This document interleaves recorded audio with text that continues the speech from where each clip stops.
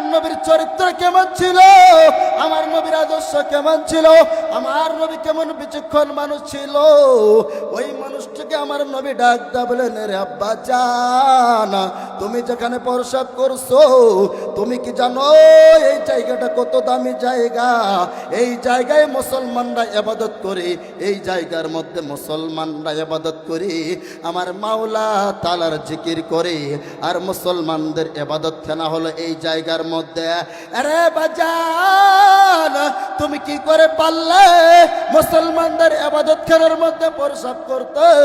আমার নবী রাহমাতুল লিল আলামিন ডাক দা বলেন, আব্বা জান, এটা হলো মুসলমানদের ইবাদতখানা, আর মুসলমানরা এখানে ইবাদত করে, আর আল্লাহ তাআলার পায়ের মধ্যে তারা মাথাটা লুটিয়ে দেয়, আর মাওলার সাথে তারা কথা বলে। বলেন সুবহানাল্লাহ।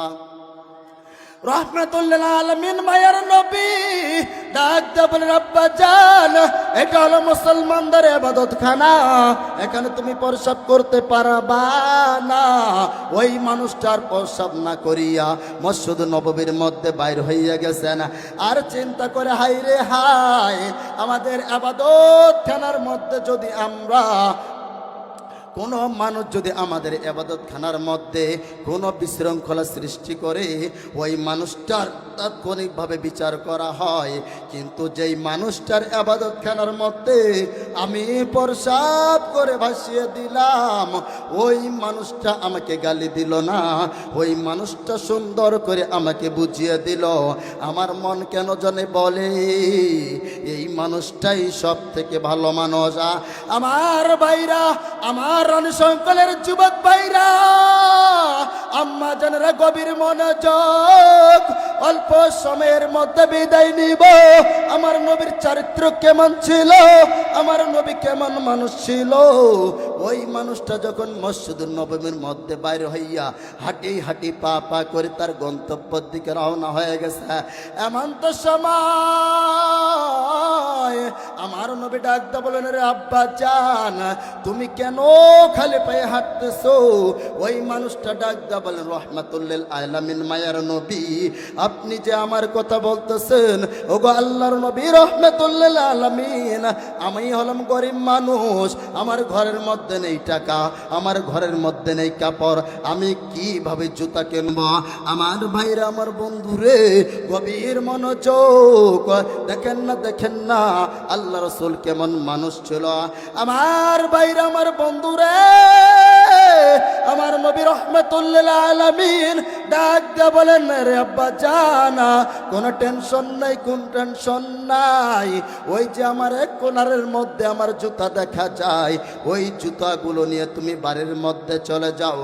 আমার নবী রাহমাতুল লিল আলামিন এই কথা বলার পরে ওই মানুষটা চিন্তা করলো, হায় রে আল্লাহ, কোন মানুষের কাছে আমরা আসলাম, যার ইবাদতখানার মধ্যে আমি প্রসাব করে ভাসিয়ে দিলাম, ওই মানুষটাই আমাকে সুন্দর করে বুঝিয়ে দিল, আবার ওই মানুষটাই আমার পায়ের মধ্যে জুতা নেই, ওই মানুষটাই আবার জুতা আমাকে দিয়ে দিল। ওই মানুষটা না জানি কত সুন্দর, ওই মানুষটার কথাগুলো আরো সুন্দর, ওনার মালিক কত সুন্দর। আমার ভাইরা, রানী সংকলের মা বোনেরা, গভীর মনোযোগ, কোনো দিকে নজর নাই।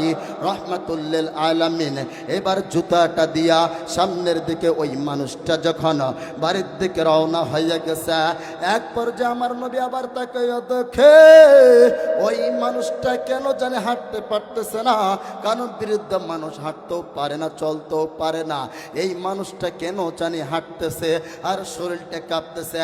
রাহমাতুল লিল আলামিন মায়ার নবী আমার ডাক দা বলেন, রে আব্বা জান, দাঁড়ানা। ওই মানুষটাকে দাঁড়ার পরে আমার নবী সাহাবাই কেরামদেরকে ডাক দা বলেন, আরে সাহাবাই কেরাম, ওই মানুষটা যে হাঁটি হাঁটি পা পা করে বাড়ির দিকে যাইতেছে, আমার কেন জানি মনে হচ্ছে ওই মানুষটার বাড়িতে যাওয়ার জন্য কষ্ট হচ্ছে, ওই মানুষটা মনে হয় হাঁটতে পারে না। আমার নবী রাহমাতুল লিল আলামিন ডাক দা বলেন, সাহাবাই কেরাম, তাকে বাড়ি যাওয়ার জন্য একটা বাহনের ব্যবস্থা করিয়া দাও। রাহমাতুল লিল আলামিনের কথা শোনার পরে ওই সাহাবাই কেরামরা ওই মানুষটিকে ডাক দিয়ে বলেন, আব্বা জান একটু এদিকে আসেন, আমার নবীর ফরিয়াদ হয়ে গেছে, আপনি যে বাড়ি পর্যন্ত যাবেন। মায়ার নবী রাহমাতুল লিল আলামিন ঘোষণা দিয়ে দিছেন আপনাকে একটা বাহন দেওয়ার জন্য। আমার মায়ার নবী এই বাহনটা আপনাকে নিজ হাতে দিয়ে দিয়েছেন। বলেন সুবহানাল্লাহ। রাহমাতুল লিল আলামিন মায়ার নবীর এই আদর্শ দেখার পরে ওই মানুষটা হাঁটি হাঁটি পা পা করে বাড়ির মধ্যে না যাইয়া ওই বাহন করিয়া বাড়ির মধ্যে গিয়েছেন। আর বাড়ির মধ্যে যে গভীর মনোযোগ দিয়ে চিন্তা ভাবনা করতেছেন, হাই হাই কোন নবীর দরবারের মধ্যে আমরা গেলাম, যেই নবীর দরবারে মানুষরা ঝাঁকে ঝাঁকে বসে কালিমার কথাগুলো শোনে, নবীর কথাগুলো শোনে। আমি একজন বেদুইন, আমি একজন ইহুদি মানুষ। ওই মানুষটার কাছে যাওয়ার পরে আমি আসলেই বুঝতে পারলাম ওই মানুষটাই হলো আসল চরিত্রের মানুষ, ওই মানুষটাই সব থেকে দামি মানুষ। কারণ আমি যখন বাসার মধ্যে চলে গেলাম, বাসার মধ্যে যাওয়ার পরে ওই মানুষটা যখন এভাবে চিন্তা করতেছে, এক পর্যায়ে চিন্তার কালে ওই মানুষটা তার এলাকার মানুষদের মধ্যে এলান করে দিল। এলান করে ডাক দা বলেন, আরে আমার এলাকার মানুষরা শোনো, আজকে আমি এমন একটা মানুষের কাছে গিয়েছিলাম। ওই মানুষটার কাছে যাওয়ার পরে ওই মানুষটার কথাগুলো শোনার পরে আমি কিছুক্ষণ পর ওদের ইবাদতখানার মধ্যে আমি প্রসাব করে দিয়েছিলাম। ওই মানুষটা আমাকে ডেকে সুন্দরভাবে বুঝিয়ে দিয়েছিল। এরপর কিছুক্ষণ পর যখন আমি বাড়ির দিকে রওনা হয়েছিলাম, এমন তো সবাই ওই মানুষটাকে আমাকে ডাক দেয়া বলেন, এরে আব্বা জান আপনি যে জুতা সার বাড়ির মধ্যে যাইতেছেন। ওই মানুষটা আমাকে জুতা দিয়ে দিল। আবার যখন আমি বাড়ির মধ্যে আসতেছিলাম, আমি আসতে পারতেছিলাম না, আমার শরীরটা কাঁপতেছিল। কিন্তু রাহমাতুল লিল আলামিন মায়ার নবী তিনি আমার বাহনটা দিয়ে দিলেন। এই কথাগুলো যখন মানুষের সামনে বললেন, মানুষগুলো কেন যেন আশ্চর্য হয়ে গেলেন। হাই হাই মুসলমানদের এ কেমন নবী, এ কেমন চরিত্রের মানুষ। আমাদের ইবাদতখানার মধ্যে কেউ কিছু করলে তাকে আমরা গালিগালাজ করি, তাকে আমরা অপমান করি, কিন্তু এই মানুষটা এত সুন্দর, না জানি এই মানুষটার চরিত্র কত সুন্দর। বলেন সুবহানাল্লাহ।